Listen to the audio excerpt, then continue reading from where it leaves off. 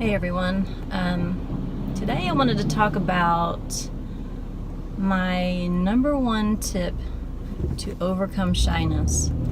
And it's a really important thing to overcome. I believe it's just huge in our society to be able to express yourself and to be able to interact with people, which I'm not saying I'm a complete expert at this yet. I still struggle with social situations and things like that. It takes me a long time to actually trust people and to become comfortable with people. I guess a part of me still thinks that there's a lot of ulterior motives to why somebody wants to approach you and become your friend. I like genuine people and very nice, good, down-to-earth people, and sometimes that's not always easy to find, and I've been hurt a lot in the past, so it's a scary world out there sometimes. And I remember when I was younger, I was a real ham, and I would just, I would dance and be funny for people, and people just ate it up, and it was awesome. And this was more in Florida when I was younger.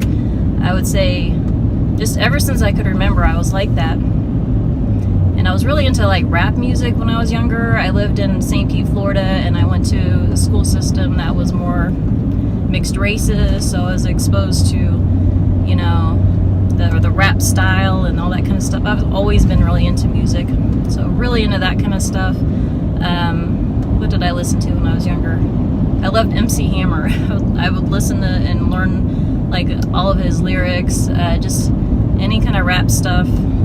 So I was all into that, and everybody was cool with it. Everybody's fine. I was pretty popular. I had a lot of friends and stuff. And then around like 9.5, 10, we just uprooted and moved to North Carolina. And even in St. Pete, I was like in a lot of different school systems there. I kept being passed around from like my grandmother to my aunt and uncle to my other grandmother. So I moved around a lot. And I think this is where the root kind of my shyness began. And also where the kind of hamming it up and trying to be funny for everybody also started, because being funny or making jokes or being able to click with somebody quickly was something I had to develop in that time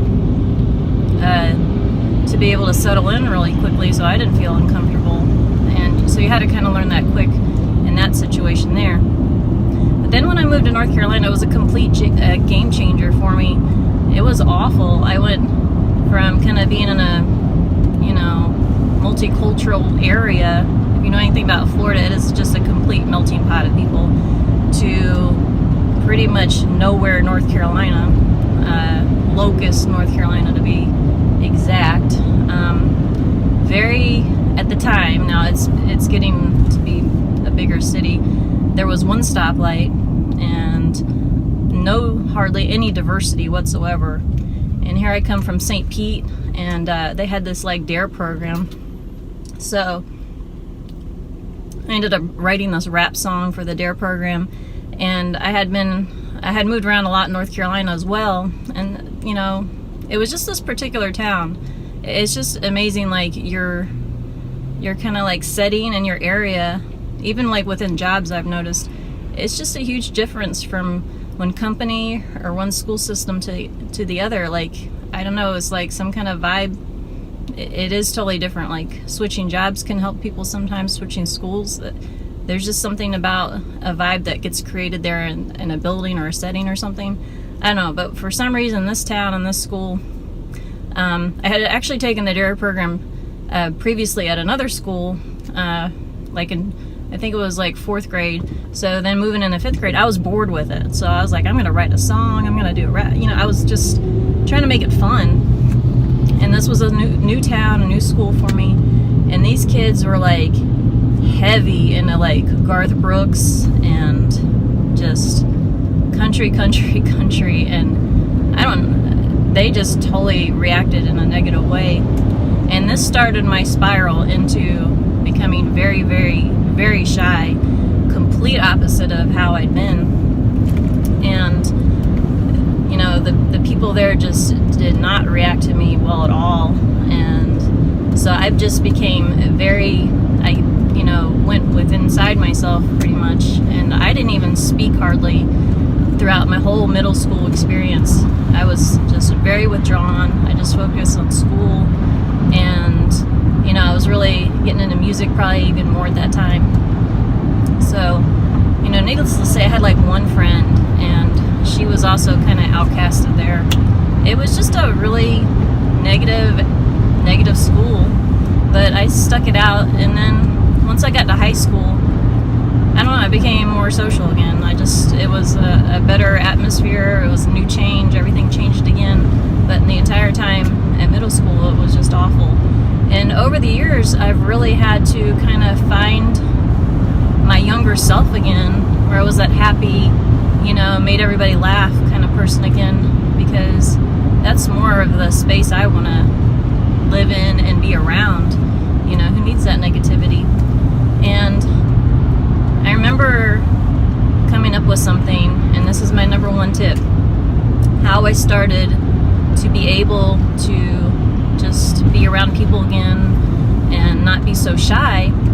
And what I started doing is I just started acting like everybody was already my friend, and I would just start the conversation that way, like I already knew them, we were already buddies. And that's helped me tremendous in life and in social situations. You know, so I'm really overcoming that. You know, I'm doing videos now. I've actually, another good thing that really helped me is I started teaching preschool, and, you know, just being in front of kids, they don't judge, so you can be funny as you want and make funny faces and all kinds of stuff. And I also got to teach around the elderly as well. I always say, like, I've done all aspects of life. I've taught young people, I've worked with, of course, middle-aged people, and I've worked with old people. I've done the whole cycle, so I've had a lot of different stuff I've done. So, and teaching the elderly was also good, because they just enjoy something that you have to offer. I actually taught chair dancing, believe it or not. So I had the old people sit in chairs, the elderly people, sorry, and I had them doing like these rings, and they were dancing to Michael Jackson. I think it was, what was it? Smooth Criminal. I had them chair dancing to that, and I had all these routines I had them doing and stuff. So yeah, I think I've well overcome my shyness now, and I hope that tip kind of helps people. Yeah, just try it and see how that works. If you're someone who suffers from extreme shyness and social anxiety, and you want to be able to interact and talk with people better, just already imagine you're already friends with that person, and it's a lot easier way just to start the conversation and get everything going. So, all right, that's kind of like my talk for today.